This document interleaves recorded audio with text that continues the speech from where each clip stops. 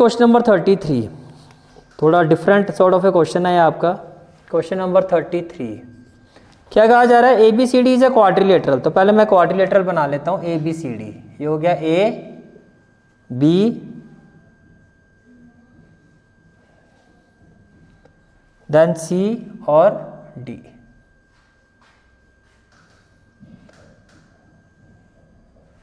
ए B C D है क्या है आपका, क्वाड्रिलेटरल है। फिर आपको कहा जा रहा है in which A D is equal to B C. तो अगर मैं यहाँ पे गिवन लिखता हूँ तो गिवन में क्या आएगा, A B C D is a quadrilateral, A B C D is a quadrilateral in which A D equal to B C. तो आपने लिखा in which A D is equal to B सी।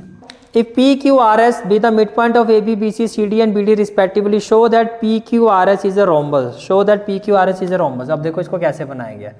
पहले तो आप ये डायगोनल ले लो, ये क्या हो गए आपके डायगोनल हो गए, ये क्या हो गया आपके डायगोनल। फिर यहाँ क्वेश्चन में गिवन है पॉइंट P, राइट, यहाँ पे गिवन है आपको पॉइंट P। अब देखो P जो है वो किसका मिड पॉइंट है, AB का, और Q किसका मिड पॉइंट है, AC का। तो ये AC है, तो यहाँ कहीं ले लेते हैं हम Q, बिल्कुल सेंटर पे मत लेना, थोड़ा ऊपर नीचे लेना। उसके बाद R किसका मिड पॉइंट है, CD, तो R आपका कहीं यहाँ आ जाएगा CD। और उसके बाद जो S है वो किसका मिड पॉइंट है, BD का, तो यहाँ पर कहीं आ जाएगा S। अब आप इसको जोड़ो, इसको इससे जोड़ दो, इसको आप ऐसे जोड़ो, इसको आप ऐसे जोड़ो और इसको आप ऐसे जोड़ो, कुछ बन रही है फिगर क्वाड्रिलेटरल वाली, 4 फिगर बन गई है, बन गया ना, PQRS। क्वेश्चन में कहा जा रहा है, पहले तो यहाँ पे लिख लेते हैं, A D equal to B C in which P किसका मिड पॉइंट है, in which P Q R and S are mid points of A B, और Q किसका मिड पॉइंट था, AC, R किसका मिड पॉइंट था, CD, and S किसका था, BD, और आगे क्या आ जाएगा, respectively. Now what we have to prove here, to prove that PQRS is a rhombus. अब आपको इसके लिए 9th क्लास में जाना होगा, आपको कल का नहीं पता होता। Yes, very good, mid point theorem का कंसेप्ट लगेगा, पता है दीदी, क्या बात है। यहाँ पे कौन सा कंसेप्ट लगेगा, मिड पॉइंट थ्योरम। दूसरी बात, रोम्बस प्रूफ करने के लिए 2 कंडीशन चाहिए। पहले तो ये पैरेललोग्राम हो, पहली कंडीशन। दूसरी, इसकी जो एडजेसेंट साइड्स हैं वो इक्वल हो, पहले ही होना चाहिए पैरेललोग्राम। अब देखो, अब ध्यान से देखना, मैं यहाँ पे स्टार्ट कर रहा हूँ इसको, क्वेश्चन नंबर मैं यहाँ लिख देता हूँ, प्रूफ, और फिगर पे ध्यान रखना। देखो ये डायगोनल पे फोकस करो, AC डायगोनल के रिस्पेक्ट में कितने ट्राइंगल बनेंगे, 2, एक ABC, एक ADR। पहले इन 2 ट्राइंगल की बात करते हैं। पहले मैंने कहा इन ट्राइंगल ABC, तो ABC ट्राइंगल में देखो P और Q मिड पॉइंट है, तो आप लिखोगे in triangle ABC P and Q are mid points of P किसका मिड पॉइंट है, AB का, एंड Q किसका मिड पॉइंट है, AC का, रिस्पेक्टिवली। तो इसका मतलब ये हुआ कि देखो भैया ये मिड पॉइंट से लाइन जुड़ रही है। अब आपने पढ़ा था mid point theorem 9th class में, उसमें क्या पढ़ा था कि किसी भी ट्राइंगल में मिड पॉइंट से जो लाइन जुड़ती है वो थर्ड साइड के क्या होती है, पैरेलल, और उसके हाफ के इक्वल होती है। इसका मतलब ये जो PQ है, वो इसके क्या होगा, which implies PQ is parallel to BC and PQ is equal to half of BC। इसको ले लो क्वेश्चन नंबर 1, और रीजन क्या आएगा, बाय मिड पॉइंट थ्योरम। मैं थोड़ा सिंपली और बता देता हूँ आपको। ये आपका फिगर कुछ इस तरह से होती थी, से ये हो गया PQR, और यहाँ से आपने एक लाइन ड्रॉ किया SOT। अब अगर SOT मिड पॉइंट है तो ये जो ST वाली लाइन है थर्ड साइड के पैरेलल भी होगी और इसके हाफ के इक्वल होगी। ये आपने 9th क्लास में पढ़ा था, ये बात समझ में आ रही है, ठीक है। तो देखो, तो ये इसके पैरेलल भी है और इसके हाफ के भी क्या होगी, इक्वल होगी। इतनी बात समझ में आ रही है, ठीक है। अब इसी पर एक और ट्राइंगल ले लो, दूसरा ट्राइंगल क्या है इस पे, सिमिलरली अगर अब बाकी सारी चीज़ें इसी तरह से होगी, सिमिलरली इन ट्राइंगल ADC, तो ADC में क्या होना चाहिए देखो, अब अगर आप ADC में देखो, ADC देखो, एक तो मिड पॉइंट है ये R, ये इस साइड का मिड पॉइंट है, और ADC में डायगोनल पर आ जाओ, देखो हर ट्राइंगल में डायगोनल पे मिड पॉइंट है, एक उस ट्राइंगल की साइड का मिड पॉइंट है।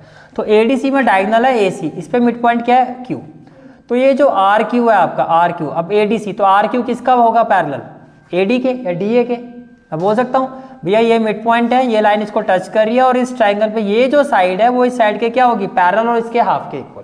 तो similarly in triangle ADC RQ is parallel to DA and RQ is equal to half of DA, और ये आपकी क्या होगी क्वेश्चन नंबर 2। तो AC डायगोनल पे दो ट्राइंगल हो गए। अब आ जाओ आप इन ट्राइंगल, दूसरा ट्राइंगल क्या है, ये है आपका BD, तो BD में एक ट्राइंगल क्या होगा BCD, in triangle BCD, in triangle BCD, तो इसके डायगोनल पे कौन सा BCD पे डायगोनल में कौन सा मिड पॉइंट आ रहा है S, ध्यान से देखना S, और BCD की साइड में आ रहा है R, तो RS होगा, RS होगा, तो आपने लिखा RS। अब ये जो RS है वो किसके पैरेलल होगा, BC के, तो RS is parallel to BC and RS is equal to half of BC। ये हो गई क्वेश्चन नंबर 3, क्या समझ में आ रही है। फिर इस ट्राइंगल पे और दूसरा ट्राइंगल बनेगा ABD, in triangle ABD, in triangle ABD।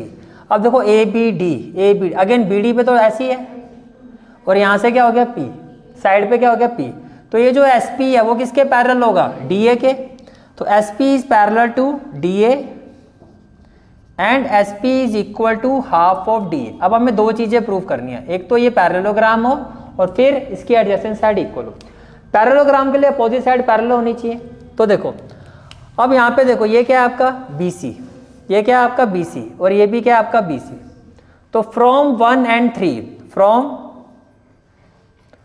1 and 3 देखो PQ भी BC के पैरेलल है और RS भी BC के पैरेलल है, तो ये दोनों भी आपस में क्या होंगे, पैरेलल। तो मैं बोल सकता हूँ PQ is parallel to RS। अच्छा दूसरा आ जाओ 2 और 4, फ्रॉम 2 और 4, from 2 and 4, from 2 and 4, RQ भी DA के पैरेलल है और SP भी DA के, तो ये दोनों भी पैरेलल होने चाहिए, तो RQ is parallel to SP। अब अगर मैं नॉर्मल वे में पैरेललोग्राम बनाता हूं लाइक दिस, तो ये क्या हो गया PQRS। तो देखो PQ किसके पैरेलल आ रहा है, RS के, PQ किसके पैरेलल आ रहा है, RS के, और RQ किसके पैरेलल आ रहा है, RQ is parallel to SP। तो ये है पैरेललोग्राम, ठीक है, that is opposite sides are parallel, that is opposite sides are parallel, therefore PQRS is a parallelogram. तो पैरेललोग्राम तो ये प्रूफ हो गया। अब क्वेश्चन में क्या कहा जा रहा है कि AD किसके इक्वल है, BC के, because AD is equal to BC। अब ध्यान से समझना, अगर मैं BC की जगह AD लिखूं, फिर मैं BC की जगह क्या लिखूं, AD, तो ये सारे AD नहीं हो गए, because AD is equal to BC, then from 1, 2, 3 and 4 ये सारी साइडें इक्वल हो गई। PQ is equal to RQ is equal to RS और RS is equal to SP। तो सारी साइडें इक्वल, तो एडजेसेंट साइड भी इक्वल, कि PQ किसके इक्वल है, RQ के, PQ किसके इक्वल है, RQ, that is adjacent sides of parallelogram PQRS are equal, therefore it is a rhombus, कोई डाउट है तो बताओ। Now next question is, a vessel is in the form of a hollow hemisphere mounted by a hollow cylinder, इसका मतलब ये आपका एक hemisphere है, this is the hemisphere mounted by a hollow cylinder, the diameter of the hemisphere is 14 centimeter। तो इसके ऊपर आप एक सिलेंडर बना दो like this,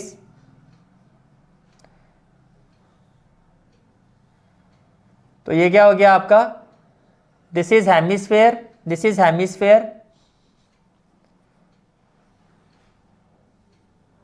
this is hemisphere and this is cylinder. तो ये क्या है, हेमिस्फेयर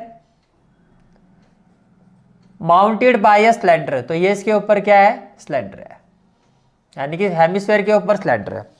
फिर आपको कहा जा रहा है the diameter of the hemisphere is 14 centimetre. अब डायमीटर हेमिस्फेयर का 14 है, तो रेडियस क्या हो जाएगा, let the radius be O A. तो जो रेडियस है इसका वो क्या हो जाएगा, R will be equal to 7 centimetre, R will be equal to 7 centimetre. फिर आपको कहा जा रहा है total height of the vessel, total height यानी कि from this point from the top to the bottom, total height of this vessel is 13 centimetre. Total height कितनी है, 13 सेंटीमीटर। तो ये total height till this point, this is 13 centimetre. Find the inner surface area of the vessel. Inner surface area, inner surface area का मतलब curved surface area of hemisphere plus curved surface area of cylinder, ये आपको find करना है। अब कैसे निकालोगे, देखो आप ये देखो कि ये रेडियस अगर 7 है, तो जैसे कि मैंने आपको फॉर्मूला में बताया था, तो ये भी आपका 7 होगा। तो ये इतनी हाइट जो है वेसल की, ये 7 है, इतनी हाइट। तो सिलेंडर की हाइट कितनी होगी, तो अगर मैं सिलेंडर की हाइट की बात करता हूं तो पूरे 13 में से आप ये 7 माइनस कर दो, तो सिलेंडर की हाइट कितनी आ जाएगी, 13 माइनस 7 कितना हो गया, 6 सेंटीमीटर। तो हाइट ऑफ सिलेंडर जो है आपका वो कितना है, हाइट जो ऑफ सिलेंडर कितना है वो है 6 सेंटीमीटर। इतनी बात समझ में आ रही है, ठीक है। तो अब आपको क्या निकालना है, inner surface area of vessel. हमें क्या फाइंड करना है, inner surface area of vessel. तो जो inner surface area of vessel है वो किसके इक्वल होगा, it will be equal to curved surface area of cylinder, curved surface area of cylinder plus curved surface area of hemisphere, plus curved surface area of hemisphere.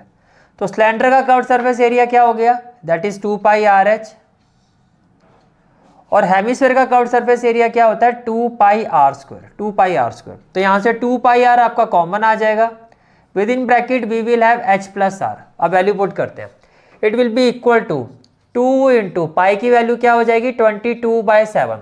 In place of R we will put 7, within bracket H की value क्या है 6, तो ये हो जाएगा 6 plus R, in place of R we will put 7। तो 7 से देखो 7 कैंसिल हो जाएगा, 22 2 जा हो जाएगा 44, 7 प्लस 6 कितना हो जाएगा 13। तो 44 को आप 13 से मल्टीप्लाई कर दो, 13 4 जा 52, 13 4 जा 52 और 5 प्लस 2 7, ये आ जाएगा आपका 572। तो फाइनल आंसर जो होगा that is 572 centimetre square, 572 centimetre square is the final answer. Is it clear, ठीक है। Find the median of the following frequency distribution. देखो आपको मार्क्स गिवन है, मार्क्स का मतलब क्या गिवन है आपको, क्लास इंटरवल। तो क्लास इंटरवल की जो वैल्यू है वो क्या है, 0 to 10, 10 to 20, 20 to 30, 30 to 40 and 40 to 50। उसके बाद number of student, number of students का मतलब क्या हो गया, फ्रीक्वेंसी। फ्रीक्वेंसी वैल्यू क्या है 6, देन 16, 30, 9 और 4। और हमें क्या फाइंड करना है, मीडियन फाइंड करना है। मीडियन के लिए सबसे पहला स्टेप होता है सम ऑफ फ्रीक्वेंसी। मीडियन के लिए सबसे पहला स्टेप क्या होता है, सम ऑफ फ्रीक्वेंसी। तो अगर हम सम ऑफ फ्रीक्वेंसी निकालते हैं तो कितना आएगा, ये आपका कितना आ रहा है 65। मैं चेक कर लेता हूँ, 30, 16, 6, 9 और 4 कितना हो जाएगा 13। तो 6 और 6 12 और 3 कितना हो जाएगा 15, 4 और 5 6, तो ये 65 आएगा। तो n क्या हो गया, n which is equal to sum of f5 which is equal to 65, which is equal to 65। इतनी बात समझ में आ रही है, ठीक है। अब हमें क्या निकालना है, CF। हमें क्या निकालना होता है, CF। तो फर्स्ट वैल्यू क्या होगी 6, 16 प्लस 6 22, 30 प्लस 22 52, 52 प्लस 9 61, 61। तो ये इसके इक्वल आना चाहिए। अब हमें देखना होता है next value, next value greater than n/2। अब 65 है, 65 को अगर मैं 2 से डिवाइड करता हूँ, 2 3 जा 6, 2 2 जा 4, 2 5 जा 10, दैट इज 32.5। तो n/2 जो है यहाँ पर that is 65/2, that is 65/2 which is equal to 32.5 lies in किस सी एफ वैल्यू पे लाई करेगी, lies in C F equal to 52, lies in C F equal to 52 यहाँ पर लाई करेगी। नेक्स्ट वैल्यू ग्रेटर देन 32.5 से जो नेक्स्ट वैल्यू बड़ी होगी, देखो 22 से तो इससे बड़ी नेक्स्ट वैल्यू ऊपर से देखना होता है। जो नेक्स्ट वैल्यू जो इससे बड़ी है वो किस सी एफ में लाई कर रही है, lies in C F which is equal to 52।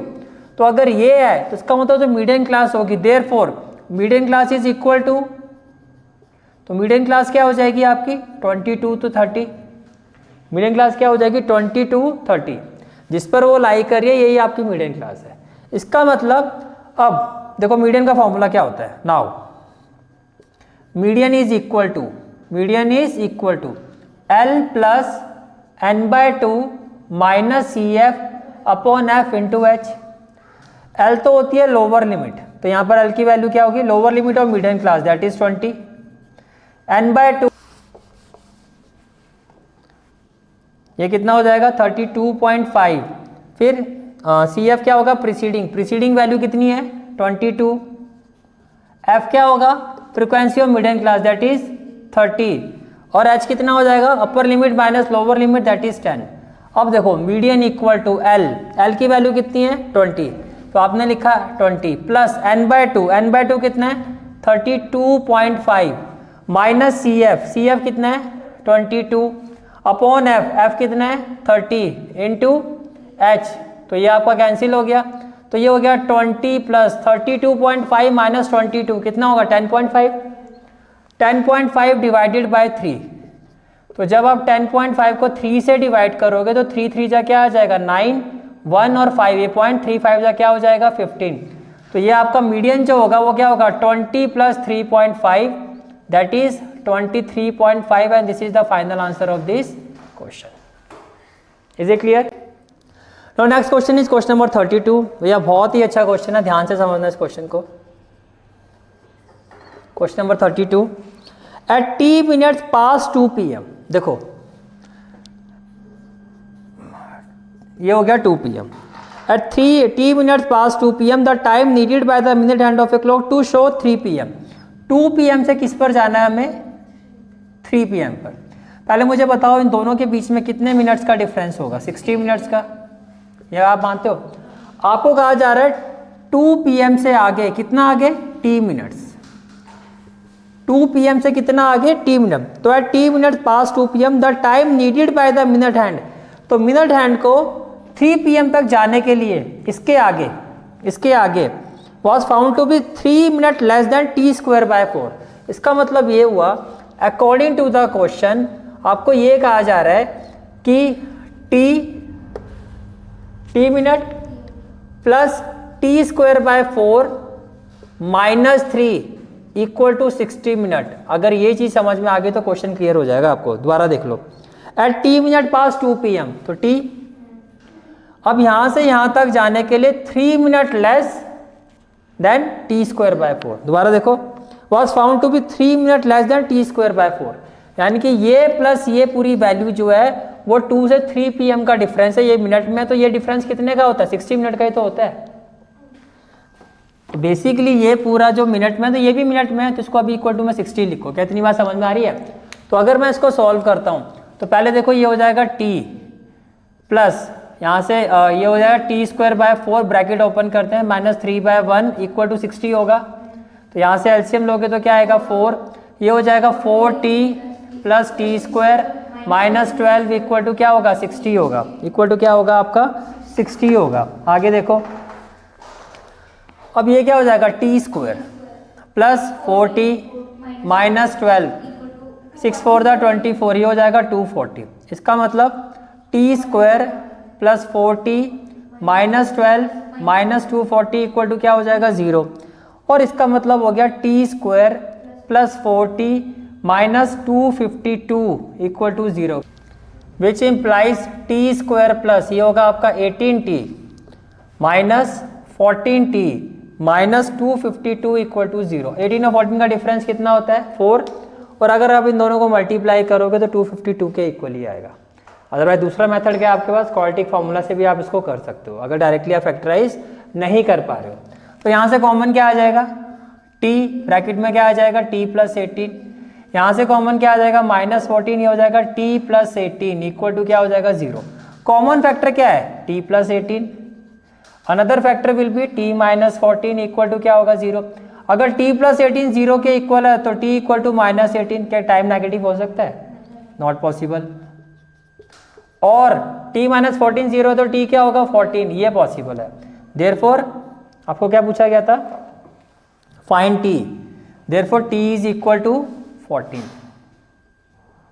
Minutes.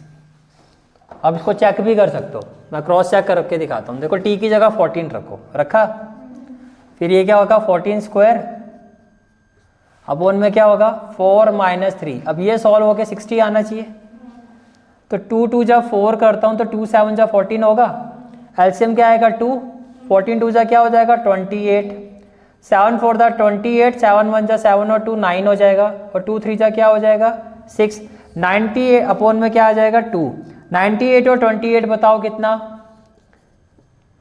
126, 126 minus 6 कितना, तो क्या आ रहा है 60 मिनट आ रहा है ना।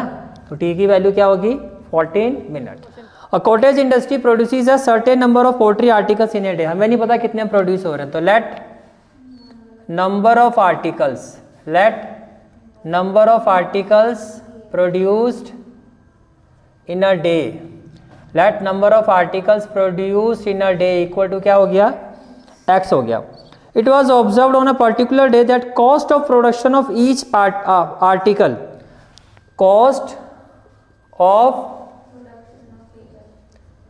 Of production of each article, cost of production of each article was 3 more than twice the number of article. देखो ट्वाइस तो हो गया 2x और इससे 3 ज़्यादा, तो ये कॉस्ट आ गई, ये क्या आ गई कॉस्ट आ गई। If the total cost of production on that day, जिस डे की ये बात हो रही है अकॉर्डिंग टू द क्वेश्चन, इस डे की जो टोटल कॉस्ट थी, टोटल कॉस्ट ऑफ प्रोडक्शन वो कितना है ₹90, कितना है ₹90। तो आपको कहा जा रहा है find the number of article produced and cost of each article. तो भैया देखो एक आर्टिकल की कॉस्ट ही है, टोटल इतने प्रोड्यूस हुए हैं, तो टोटल कॉस्ट कैसे निकालोगे x इंटू 2x प्लस 3, तो ये जो टोटल कॉस्ट है वो किसके इक्वल होना चाहिए 90 के। तो 2x इंटू एक्स कितना हो जाएगा 2x स्क्वायर प्लस क्या हो जाएगा 3x माइनस क्या हो जाएगा 90 इक्वल टू क्या हो जाएगा 0। अब 9, तो जब इसको फैक्टराइज करोगे तो ये क्या हो जाएगा 2x square plus 15x minus 12x minus 90 equal to 0। ये बात क्लियर है, ठीक है। कॉमन क्या आएगा, क्या 2 कॉमन आएगा नहीं, कॉमन क्या आएगा x, तो यहाँ से क्या हो जाएगा 2x प्लस 15, यहाँ से कॉमन क्या आएगा -12, नहीं -12 नहीं आएगा, यहाँ से कॉमन आएगा -6 कॉमन लोगे तो 2x, 90 के 6 के टेबल में 90 आता है 15 पर, तो प्लस 15, कॉमन फैक्टर सेम आ रहा है, कॉमन फैक्टर सेम आ रहा है, तो ये क्या हो जाएगा 2x प्लस 15 कॉमन फैक्टर और x माइनस 6 इक्वल टू 0। अब 2x प्लस 15 अगर 0 के इक्वल है तो x की वैल्यू क्या, क्या नंबर ऑफ आर्टिकल्स फ्रैक्शन या नेगेटिव हो सकते हैं, ये तो पॉसिबल ही नहीं है। और x माइनस 6 0 के इक्वल है तो x की वैल्यू क्या है 0, x की वैल्यू क्या हो जाएगी 6 हो जाएगी, क्या हो जाएगी 6। क्या निकालना था आपको, find the number of article produce and cost of each article. तो नंबर ऑफ आर्टिकल कितने प्रोड्यूस हुए हैं 6, और कॉस्ट कितनी आ जाएगी 6 2 12 प्लस 3 15, तो ये आपका आंसर हो गया, ये आपका क्या हो गया आंसर हो गया। क्लियर है for today's class. I hope you like this class, and if you like this class then do like share and subscribe my channel, and don't forget to press the bell icon. Bell icon प्रेस करने से क्या होगा, जो भी मैं lecture upload करूंगा you will get the notification of that lecture. Thanks for watching this video. जहाँ तक आपके मैथ्स कोर्स की बात है, कंप्लीट मैथमेटिक्स कोर्स की जो प्लेलिस्ट का लिंक है वो आपको डिस्क्रिप्शन सेक्शन में मिल जाएगा। So bye, take care and have a great day.